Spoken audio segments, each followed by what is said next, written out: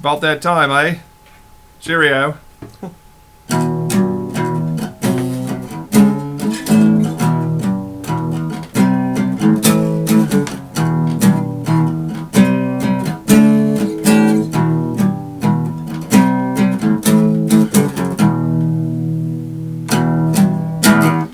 Well, welcome to another installment of Moonhawk Studios Presents Redo.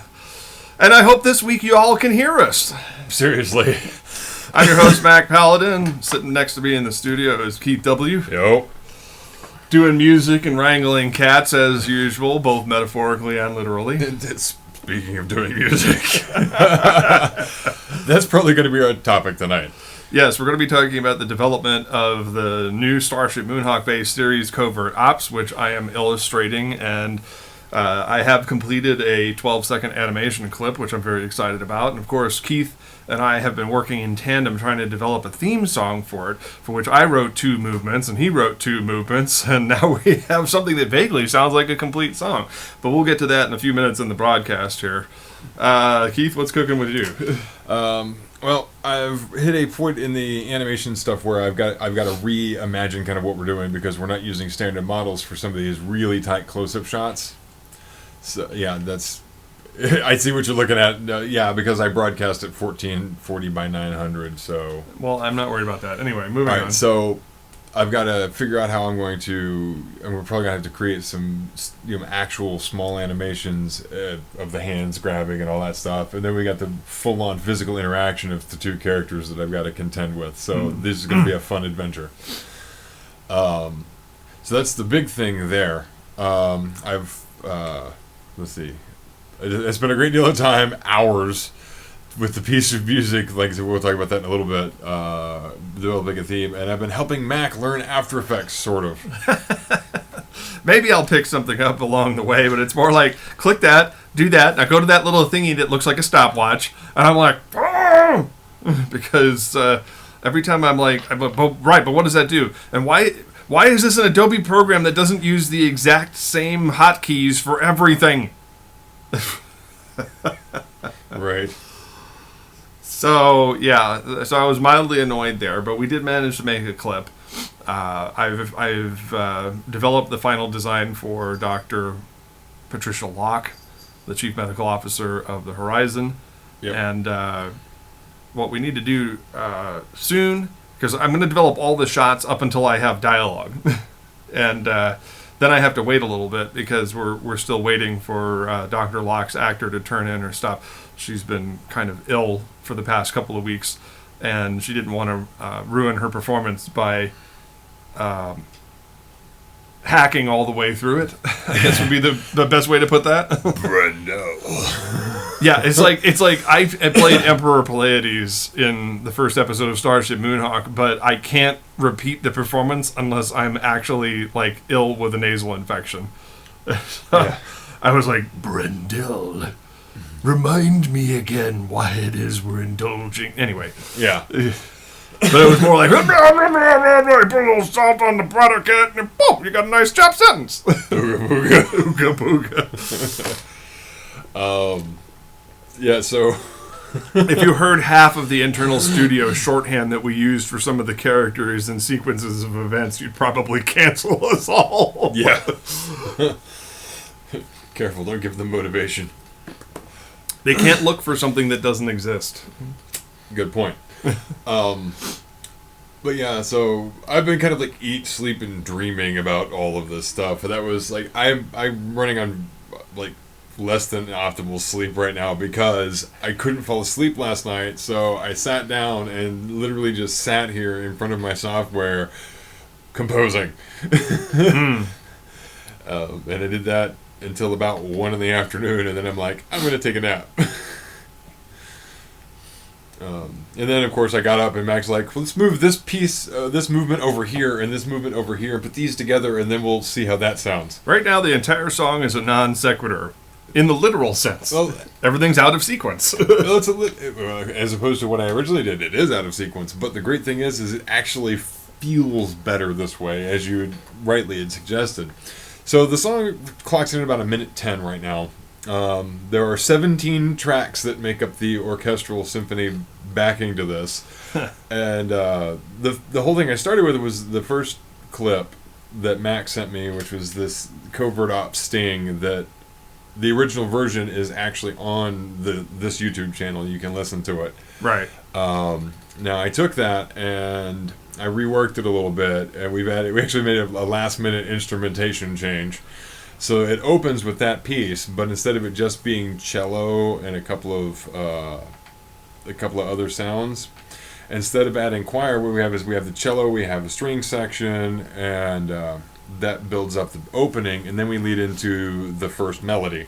And then there's this little interlude, and then there's the second movement that Mac wrote, and I wound up writing this really weird secondary piece that worked really well with it. And then there's the final outro piece, which revisits the opening, and it's 2 cellos, bass instruments, and the choir. And it actually, I was really surprised because it gives me like slightly hooby gooby chills to listen to that last bit. Right. Especially when I soloed out a couple of the alternate parts that I wrote to let Mac hear them. So you got his part, and then you got this part that goes da da da da da da da da, and it's like, well, he's like, how does it sound together? So I play the two of them together, and it's like, and then I'm like, and here's the choir, and it's like, oh. And it actually, I started playing myself. We will be playing this piece of music shortly. Yes. I wanted to get some of the technicals out, and by the way, I'm putting out the links and shouts to the program out there on our various channels. Yada yada. So keep talking for a minute. Anyone wants to join the party. Alright,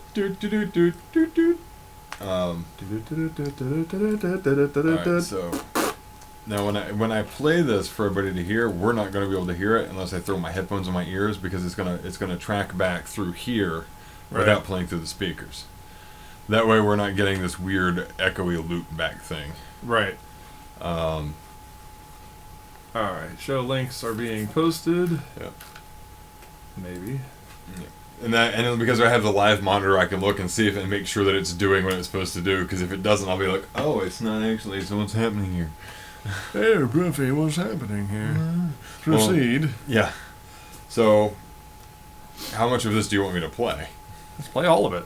All right. So we're gonna test this out and see. Now, keep in mind this is extreme beta, so this may not be the final version. All right. And while I do this, I want to mute us so we don't overlap it. Yep. And it's not actually playing back. Why are we not playing back? Let's find out why. Oh, Jesus. Let's not do that again.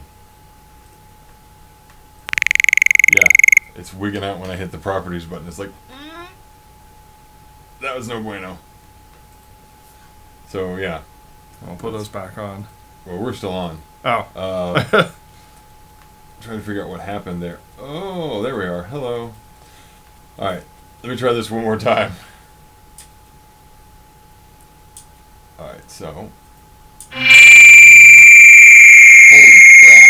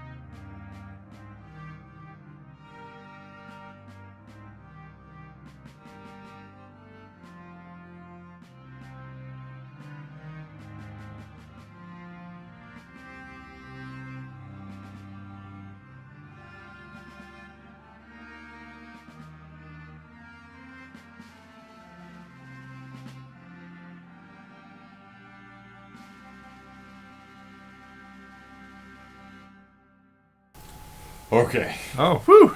That was something else right there. And I'm feedbacking Not feedback. No more feedback.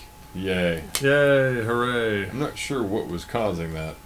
That was weird. Alright.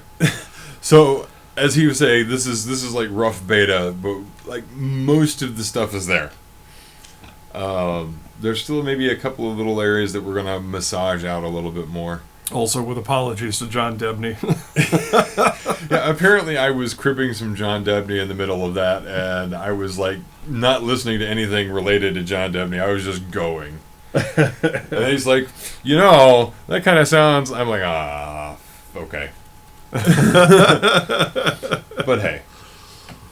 I can... Worst case scenario, I'll go back in, we'll grab that other thing that I did and replace that pattern, that melody with that one. Right.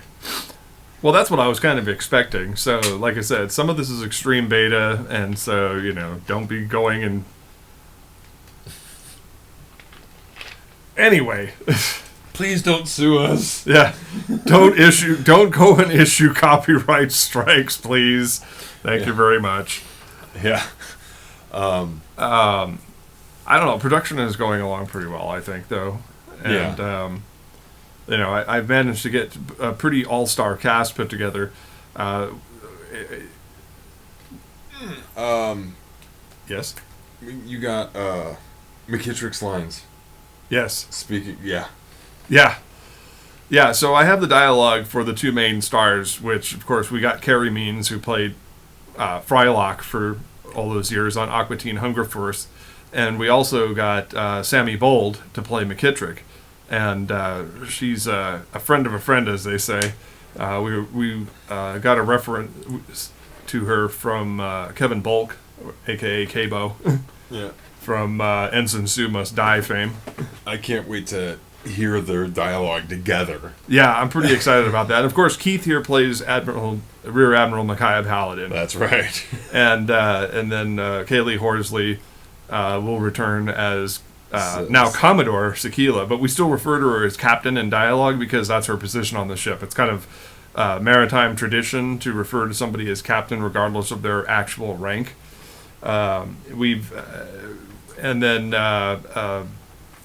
Alina Ferguson will return as, or Aliana. Yeah. Aliana Ferguson will return as Commander Fredericks, the XO. And then we have Lauren Bolding as Dr. Locke, and she's the first character you actually see in the series, so that's pretty fun. And the character of Dr. Locke is fun because she's actually a criminal known as the Butcher of Tau Ceti. Which, of course, will be explained as the series goes on, plus with supplemental materials and so on and so forth. I'm sure there will be comics and things involved at some point. The chief engineer, of course, Commander Tiffany Gellerman, who survives the Mercadian affair, along with the rest of the crew of the doomed original Horizon. And important to note in this series is that this takes place post-Mercadian affair. And so they have a brand new Starship Horizon, which is a Crescent-class exploratory cruiser. It's the Enterprise E. Or the Enterprise A, depending on which era you're talking about. But yeah, so we got a brand new ship, and so as a result, we also introduced a brand new officer, and I created a new Canid race known as the Corbindians, and we have a character that I've only debuted a preliminary sketch of her, but Lieutenant Commander Ceteria. So now you can actually hear how her name is supposed to be said before anybody says it on screen. Yeah. And then you got me over here. I'm like Lieutenant Commander Barky Wolf. I was gonna try not to say that, but yeah. Yeah, I've made way too many jokes about that to just let it go. Yeah, and we've worked on the French spelling Barkiouf. Yeah. Barquiouf. I feel like I'm just digging my own grave and throwing the dirt on top of myself right now. Yeah. We do have an assortment of below decks characters who will be played by various people, but as of right now, British actor Jenna Sharp will be playing Lieutenant Commander Ceteria, and so we've got a pretty impressive cast. Julie Shields is Commander Gellerman, and did I miss anybody? I don't think so. I'm trying to remember who else is in the principal cast. I think that's just about everybody. I think that is everybody. Obviously, like I said, we're working on some secondary characters. Probably going to give something to our new friend Lex Zorn. Yeah. And also to our tried and true, old reliable, good buddy James Larrabee. Yeah.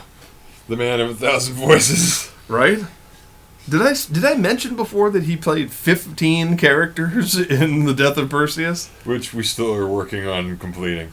Yeah, well, our artist takes a sabbatical every Christmas season. So basically from the day after American Thanksgiving all the way until past New Year's, he's incommunicado. So even if I see him online, he's not actually there. Yeah, because he's the artist who's doing the art for the Starship Moonhawk Origins, which is what Death of Perseus is a part of.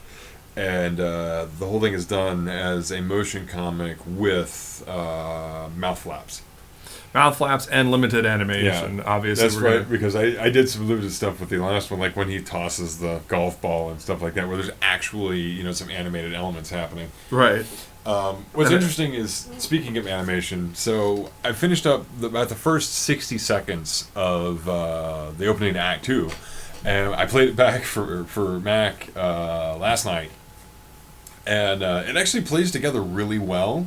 Especially since the majority of the movement is Solis. Like, Cobalt is not quite all there yet. Yeah. Like, he's still kind of coming around out of this multitask, play with your eggs and listen thing. Yeah. So there's a lot of movement from Solis, from her, like, sitting up in her chair, leaning, shifting her weight from one side to the other, throwing her hands up and rolling her eyes and be like, hey, pay attention. And it looks pretty good. I mean, it's not, your high-end anime, but we're kind of writing, I want to say safely, that we're writing that line of Archer-esque visuals. Right.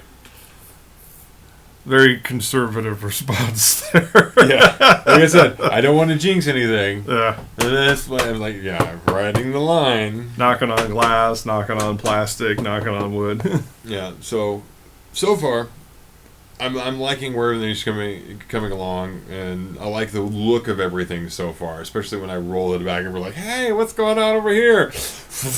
Yeah. And she just, like, throws her weight from one side to the other and just, like, props her hand up on the arm of the chair and it's like, all right, now. Yeah, ideally we're trying to finish this by the end of the year. Our original projection was Halloween. All the legwork that goes into building these models is kind of what's slowing us down at the moment, but as they're completed, it makes things go faster and it makes things go quicker for the future. So the model elements will be there, and I can just go, I don't need to draw 5 more hands. I've got all the hands I need. Boop, boop, boop, boop, Right. Yeah, the idea is to create a cache of usable or reusable assets, so that way we don't have this lengthy production time period anymore. Right. And plus the rigs are already built, so until we create new moves for all of the characters. Now, of course, we only have 2 rigs. We have Admiral Cobalt and we have Solis. We don't have the rest of the characters yet. So the rest of this episode is going to be an interesting amalgamation of full animation and motion comic bits that are bluffed out to feel like real animation. Yeah, that's the interesting side effect of working like this is even with like one of the first shots that we see, it's a combination of partially built rigs with some static art assets because they're sitting at a table. So I've got, I have a custom drawn leg set for both of the characters. There's no point in rigging legs because they're not standing up and walking around. And I just worried about, working with the upper body and the arms. But then again, that's how real animation is done anyway. In order to make it both economical from a time standpoint and a money standpoint, they have to have reusable assets, some of which don't actually move. Right. Go ahead. Just like real life. No, that was it. That was all I had to say. Just like real life. Woo! Yeah. But, it's like, no, you talk. No, you talk. No, you talk. I think right now the most time-consuming element of all of this with these two with these assets that are built is rig cleanup, which is the thing I have to do after I've got all the movements in, is straightening up the lines and stuff so that like the arms don't come off. Yeah. And they don't look like that shot there looks kind of derpy, and you're like, Mac, you need to define derpy. Yeah. And I'm like, well, there's a lot of clipping. And I'm like, I know, I'm not worried about the clipping part, I'm worried about the motion. It's all about the motion of the ocean, folks. That way, they look like they're South Park Canadian over here. Anyway. All right. Shut your fucking face, Uncle Fuck. All right. I'm sorry. You rolled that. I set up the bait, not expecting it to go there, but okay. Yep. But yeah, I'm really glad that we're doing it this way, because the overall visual quality of what we're getting, I think, is a lot better than if we were just trying to go the long way around and go, we're going to hand animate every fucking thing. It's like we'd start cutting corners and it would just start looking like ass. Yeah. So ass in the grass. So we actually managed to come up with a solid plan for, like, this is what we're doing, this is how we're doing it, move this way and go forward. I mean, some aspects of covert ops I'm going to have to do in Krita, but I have to learn how... See, I learned how to... I did some animations on Krita 2.2. Yeah. And the entire system is different for 4.7. Yep. So I'm just sitting there going, what in the Sam Hill am I looking at over here? Where's the animation tab? How do I bring... Oh, fuck. Yeah. Son of a monkey. Okay.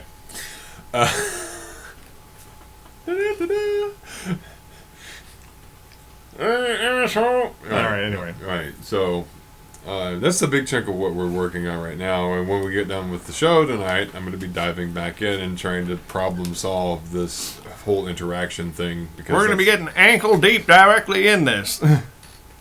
Wrist deep. Anyway. I stand by what I said. I know who I am. I know what I'm about. I'm jumping in both feet first. It's like, I feel like if you're using both feet, it doesn't matter. Yeah. That got uncomfortable and weird. Unrelated to all the studio stuff, I actually went ahead and picked up a copy of Resident Evil 2. Aha. And I feel like I need to start it over, but I feel like there's a lot of things between that and me playing. I have Dead Island Definitive Edition that I was playing like a week ago. I feel like eventually we're going to start doing like game crap. It's like a side thing. And I'm like, I'm going to do all the scary stuff. Matt's going to do his retro gaming. And we'll just kind of meet in the middle somewhere. Yeah. Yeah, oh, that's right. I have that whole Retro Gaming Emporium channel on Twitch that I'm currently not using. Part of the problem is I have a machine set up for this. And it's got all of the emulators and stuff on it necessary for playing and recording the games. Plus I have the external box for actually hooking up a physical game console and all that stuff to it. What I'm trying to do, and this is probably going to be a year-long process, is save up for a Whisper booth, so that way I can actually play the games and do the recordings live without interruption, and also so that way I can hook up a sort of portable air conditioner unit to the damn thing so I don't die because this is fucking Tucson. Right. Except right now, if you want to cool off, just go stand outside for a few minutes. Yeah, but the thing is I can't record the show from outside. Right. It's like we're gonna take this outside with my wireless controller and my VR headset. We're gonna record the whole podcast on your portable recorder that looks like a taser. Yeah, which I actually used to record some Foley the other day. Yeah. I have an Ike Audio HDR7 handheld portable recording device that I use. It's got a great microphone on it, and I use it for recording Foley and occasionally for recording dialogue.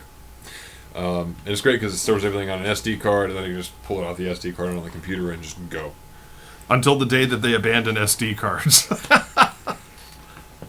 I own the SD card and the device. I'm not that worried about it. I'm saying until they're no longer compatible with PCs, but okay. No, well, like I said, I'm not plugging this into the PC. I just hook this beastie up by USB, and it pulls it straight off. So, but we digress. We dive down a hole. Behind us, as we speak, Doodles, my elder cat, is fighting with the baby Pixie. play fighting with her, or as I now call her, Baba Yaga. Yeah. Pixie is like a little lightning ninja. She will just like tear through the house and show up places. Like she won't be somewhere and you're like da da da da da and you turn around and she's right there. I walked into the studio earlier, and I noticed there was like cat barf on the carpet, and I just kind of ignored it and sat down in my chair. And then Keith says something about cat barf, and I said, "Yeah." He's like, "Pixie, this something cat barf," and I said, "Yeah, she's not here." And then I look down, and she's sitting right there eyeballing the cat barf. It's like, wow. I'm like, "Where did you come from, Baba Yaga?" Yeah. She's like the boogeyman. She just shows up out of nowhere. Yeah.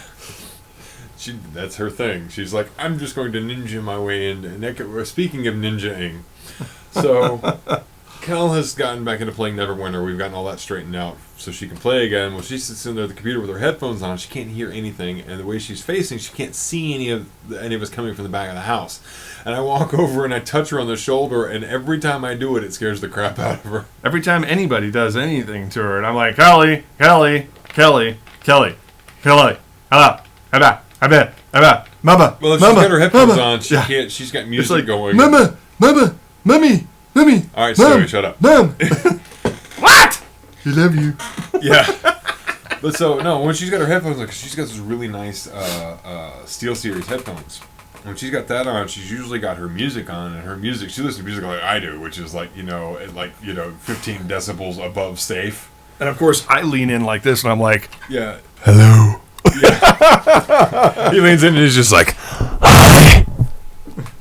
Sorry, I'm going to apologize to everyone whose eardrums I just burst when I did that. Well, they can't hear you now anyway. Right. Well, for anyone who actually can still hear me, sorry. Yeah, I used to actually do that in Discord chats where somebody would be doing something and I'd be like, hello, how are you? Mm-hmm. And they're like, what? And I'm like, it's free real estate. And I meant to mention this at the top of the broadcast, but last week we didn't go live. We recorded the whole broadcast, and we ended up not going live. So there was like 3 or 4 people there who were like, "Oh yeah, I'm going to be listening to a podcast any minute now." And then all of a sudden, like 3 hours later, it shows up. Because thank God Keith actually recorded what we did, so we didn't have to try to remember all that stuff and do it over again. Right. Now, we actually did go live this time, so yay for that, and yeah. Yeah. So we're going to try to remember that instead of being a couple old 40-something fuddy-duddies, that we're actually going to remember to fucking hit go live next time on the podcast. Right. So you can actually hear our inane behavior and cancel us on Twitter. All the inanity. And the I don't know why I keep saying that like I'm inviting trouble. Well, you have this tendency to just be like, I'm going to walk over here and toad this line and then be like, I towed the line. Woo! I don't know if I'm that excited about it, to be honest with you. I'm more worried about it legitimately. I mean, it's like, this is our line in the sand. Well, what if they erase the line? We'll draw a new one. Well, we are always professionally unprofessional. This is true. All right. Well, on that note, this is episode 3, taking a mulligan. Join us again next week when we talk about more production stuff, and I don't know. One of these days we'll have a guest. Yeah, one of these days. All right. Until then, this is Mac Paladin and Keith W. saying, be nice to each other and stay safe. I had a new tagline prepared, and I totally fucking lost it. Avanti.